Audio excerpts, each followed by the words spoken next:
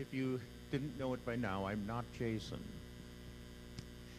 Jason is actually in spy mode this morning. He's off to a church somewhere in Lincoln to see how others do it, which is a wise thing to do every so often to get perspective and understanding. But this morning, we're going to be entering into a new sermon series entitled Heroes. Now, I don't know about you all, but my vision of a hero has changed over the years. Hello? Okay. When I was young, well, of course, I also grew up in the 50s, so that we had a real Clark Kent black and white TV. So Superman was my hero. Do we have him up there? Yeah. I always pictured myself flying, super strong. I had 20/20 vision in those days. I thought maybe even I could see through things. But you know, as we get older, our visions change, and recently I saw that the kids have a new superhero that I thought more exemplified me. Yeah, there we go. Yeah, Captain John Underpants. How can we be a hero when we have very wrong definitions of what that means? I remember once asking a young lady in one of my churches if she would be willing to help teach the Sunday school. I thought she was a brilliant young lady and would have really added a lot, but she declined. And when I asked her why, she said, "I don't know the Bible that well." Now let's put aside for the moment the fact that if we're Christians, we all ought to know our Bible pretty well. What I wanted to focus on today is, what do we do when we feel inadequate? I think she was ready. I think she was willing, but she just really felt like she didn't know and have what the kids needed. Have you ever felt like that? Probably mostly when somebody from the staff or the nominating committee comes up and says, "How would you like to do this in the church?" And you're like, "What?" It's a strange thing to feel inadequate. The series we're going to enter into starting today is about 4 people in the Bible who are heroes. They're heroes because they changed the history of the world. But they were also people who were unequipped, unacceptable, insufficient, and unblessed. And the good news about that is that God is not looking for superheroes, be they Captain Underpants or Superman.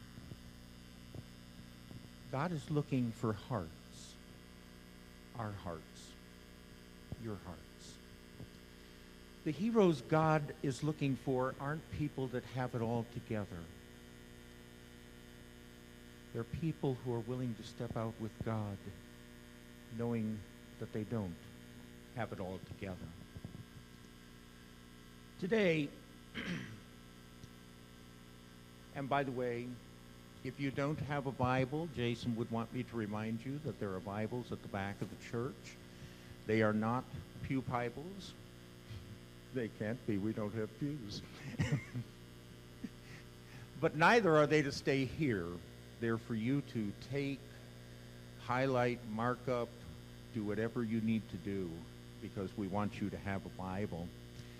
I'll be reading right now from the first of the heroes we're going to look at, and that's Moses. Just a little bit of a reminder. Moses grew up at a time when Pharaoh decided that the Israelites were getting too many. So he devised a plan to get rid of them by giving an order that all boys were to be killed as soon as they were born, but the women could live. And he carried that out with viciousness. But one woman had her daughter take her little baby boy and put him in a nest made out of reeds, and she mucked it over with goo so it would float, and then she put it in the Nile River.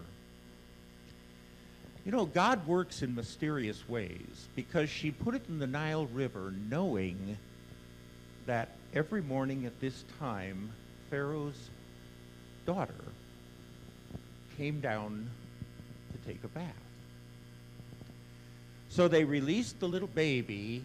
Pharaoh's daughter sees this little basket thing floating down the river, asks what it is. One of her handmaids goes out and grabs it and says it's one of those Hebrew boy babies that are supposed to be killed. It always amazes me how God has our backs. We don't always feel that way. In fact, more often in my life, I've been like, where are you, Lord? And then afterwards, I look back and I say, oh, wow, you put that person there, didn't you? You guided me to this point. Pharaoh's daughter should have killed this baby. It would have been easy. All she had to do was push the basket under the water. But instead, she did something courageous. She defied her father and raised this boy as her own. Now, she was a heroine. That took courage. But she's not the one we're speaking about today. That boy, Moses, which, by the way, is an Egyptian name, grew up in Pharaoh's palace with contact with his Hebrew mother. He knew where he came from. And one day he saw a Hebrew slave being beaten. I don't know what you all would have done. I get so uncomfortable. Have you ever been in the supermarket and some kid's getting whacked by their parents or something, and you sit there and you, oh, I ought to do something, but you don't know what? Or you feel so inadequate? Well, I guess Moses didn't feel that way that day, because he grabbed the guard and killed him. And then he panicked. He figured Pharaoh wasn't going to take too kindly to his daughter's Hebrew boy killing an Egyptian soldier. So he ran. And that might have been the last we heard of Moses. He wasn't headed for a very great life. He ended up being a shepherd for his father-in-law. He had a good and faithful wife. He had 2 children. But one day when he was walking the sheep near what we believe was Mount Sinai, he saw a burning bush. You all know that story. And he did what I hope many of us would have done. He was curious, and he said, what's this burning bush all about? Now, what few of us have ever had happen, though, is that as he approached the burning bush, it talked to him. Anybody here ever had a burning bush talk to them? Okay. Now, at that point, I would have A, doubted my sanity, or B, run like crazy. But something in Moses, he knew. I mean, he hadn't been raised with the Hebrew God. He didn't know anything about the Hebrew God. But something told him that this was the true God. And he just was so awed to be in the presence that he was there. But you see, what I'm saying is that today we're talking about unequipped, okay? Not having what it takes to do the job. And God says to Moses, hey, have I got a job for you? I want you to head back to Egypt, go to Pharaoh, introduce yourself in case he's forgotten who you are, and then tell him that your God is fed up with him and it's time to let the people go. Moses comes up with all sorts of excuses. We're looking at Exodus 3rd chapter, beginning with verse 11. But Moses said to God, who am I that I should go to Pharaoh and bring the Israelites out of Egypt? And God said, I will be with you, and this will be the sign to you that it is I who have sent you. When you have brought the people out of Egypt, you will worship God on this mountain. And Moses said to God, suppose I go to the Israelites and say to them, the God of your fathers has sent me to you. And they ask me, oh yeah? What's his name? Then what shall I tell them? Now the next verse discloses one of the controversies of the time. King James interpreted it as Jehovah, but modern manuscripts have people saying Yahweh. But we don't actually know what it is because it's the sacred name of God. And the Hebrews were so afraid of the commandment to take the Lord's name in vain that they eliminated the symbols and simply left 4 letters. But this is what God said to Moses. I am who I am. This is what you are to say to the Israelites. I am has sent me to you. And God also said to Moses, say to the Israelites, the Lord, the God of your fathers, the God of Abraham, the God of Isaac, and the God of Jacob, has sent me to you. This is my name forever, the name you shall call me from generation to generation.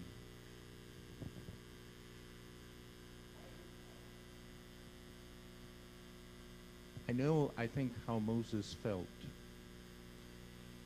I think the first time I ever preached was at Hanscom Park in Omaha. I was there on an internship, and I had 1 year there working with the youth.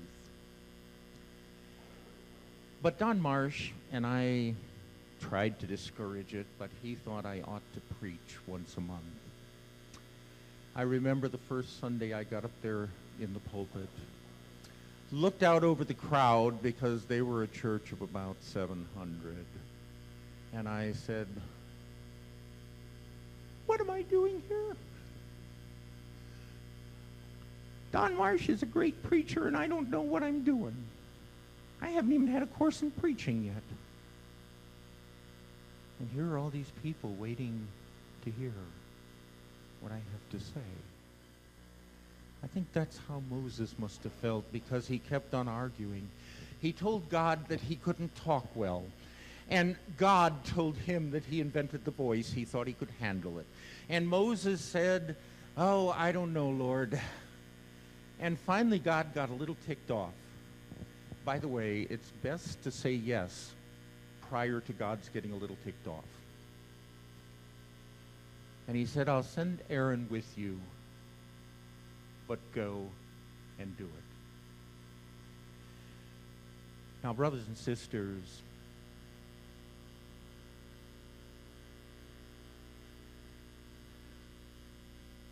Moses wasn't a great hero. Not as we think about it. I mean, he didn't even seem to have many powers. He got there and he said to Pharaoh, I mean, I have to tell you, that took guts. If he had anything, it was guts. I don't even tell the senior pastor what I'm thinking. I just don't like conflict. Go to Pharaoh? Yeah, like, hi, John, go to President Trump and tell him this. Right, Lord. No, thank you. But Moses goes there, and he does what he's supposed to do. Pharaoh says, who are you? And Moses throws down his staff, and it becomes a snake. But Pharaoh snaps his fingers, and his magicians throw down their staffs, and they become snakes. You know, at that point, I would have said, okay, Lord, what'd you get me in? But God is good. Moses' snake ate the others. But Pharaoh still wasn't convinced. We know the story. But the story's not why we're here today. We know the plagues that God brought upon Egypt. We know the total destruction. We know how Pharaoh, even at the last moment when he had let the people go, just got so angry about everything that he decided he was going to go out there and kill them. And we know how God then destroyed.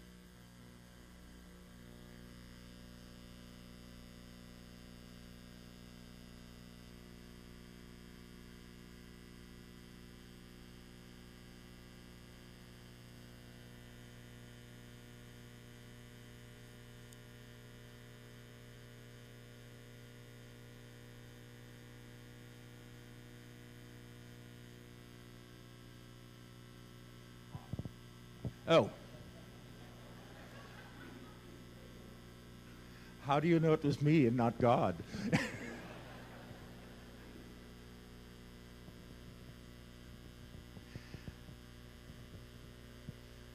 What made Moses a hero wasn't any of those things. It's what happened next.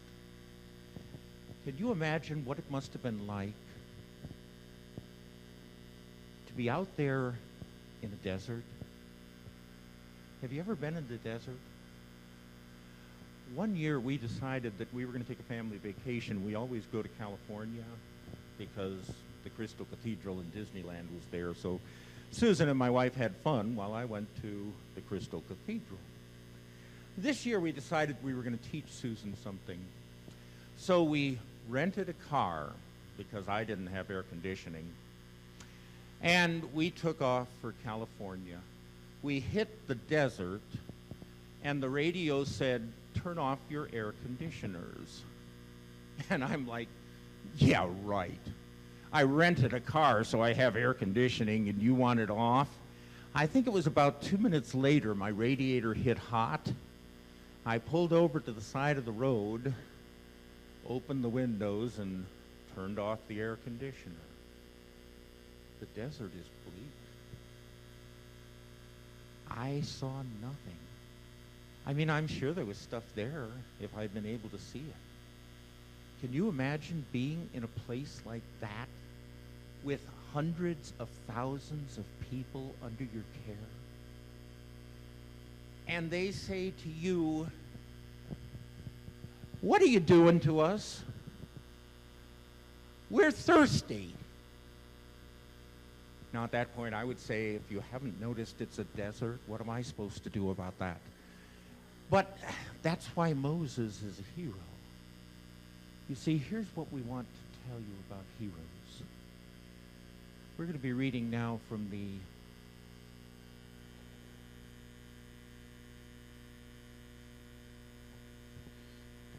We're going to be reading from the 13th chapter, from the 17th chapter of the book of Exodus, starting with verse 1. The whole Israelite community set out from the desert of Sin, traveling from place to place as the Lord commanded. They camped at Rephidim, but there was no water for the people to drink. So they quarreled with Moses and said, "Give us water to drink." And Moses replied, "Why do you quarrel with me? Why do you put the Lord to the test?" But the people were thirsty for water there, and they grumbled against Moses. And they said, "Why did you bring us up out of Egypt to make us and our children and livestock die of thirst?" Then Moses cried out to the Lord. Now this is what I want us to understand. It's not us that make us heroes, okay? I'm not a hero to God because of my super strength. Believe me, I'm working out at the gym 3 times a week. And if I do that for the next 70 years of my life, I might actually get strong. I'm not super intelligent. Moses knew that. I mean, he didn't know I wasn't, but he knew. He knew he wasn't. And I think that's what makes us heroes. You see, I don't think God can use people who think they're everything. I don't think God can use people who think they've got what it takes. I mean, the whole history of the Bible is God using people who are so inadequate. And at 1 or 2 points, he actually says, "Yeah, I know you're inadequate. Everybody's going to know how good I am when you do this." That's what makes a hero. Moses didn't have the ability to care for all those people, but he knew the God who did. And he knew that that God loved him. And he knew that that God loved the people. And he knew that that God was faithful. Because no matter how many years the Israelites had been in Egypt, God heard their cry and remembered his promise.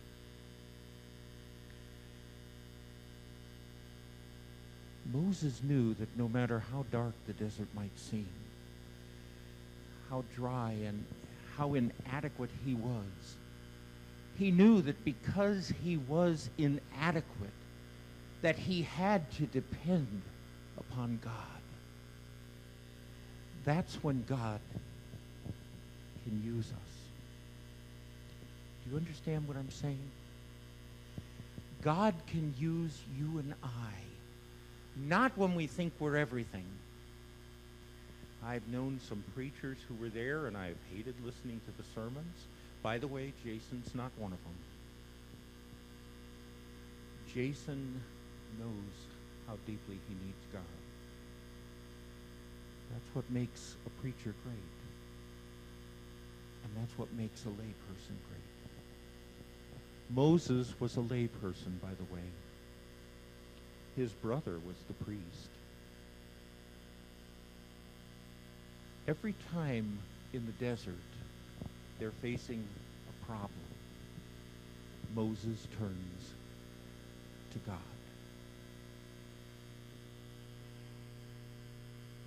He does 2 things that you and I really encourage us to think about. Go home today, discuss it with the family over lunch. Think about it in the afternoon, pray about it, read about it. The first thing Moses did was develop an intimate relationship with God. We are told of no one else in Scripture that they had a relationship like Moses had with God. It came from his inadequacy. It came from him knowing how little he had, how few tools he had to put things together. But knowing that, he knew God. And that would make all the difference. He spent time with God. He prayed with God. He learned to love God as God loved him. And he believed that God had a mission. You see, what's important to us is that no matter how bogged down we get, how mired we get, how bad things are going, if we can hold on to the knowledge that God loves us and that God will see us through it, that no matter what happens, we'll find the strength to deal with it. By the way, I'm being very careful here. I'm not saying we'll find the answer. I'm not saying everything will turn out right. I'm not saying it'll go the way we want it to go. I'm saying that if we have an intimate relationship with the living God, we will know deep in our hearts that God loves me. He loves you. He wants the best for you. And he will work to make that happen. Brothers and sisters, I want to be careful what I'm saying. I really do. Because that doesn't always mean a long life or a good life. Some of the stories that I really don't think I'll ever be able to understand. You do know that the Romans actually once, for entertainment, I guess they saw enough Husker football that they wanted something different. They went to lions. This is not folklore, by the way. This is real. There was a period in time when if you were a Christian, people would pay to watch you thrown into the ring with hungry lions. But you know what fascinated me? The stories we have from the bishops and back then in time don't say, yeah, they complained to God and died. You know what they say? They say the lion was ripping the arm off their body, and while the arm was being ripped off, they were singing hymns of praise.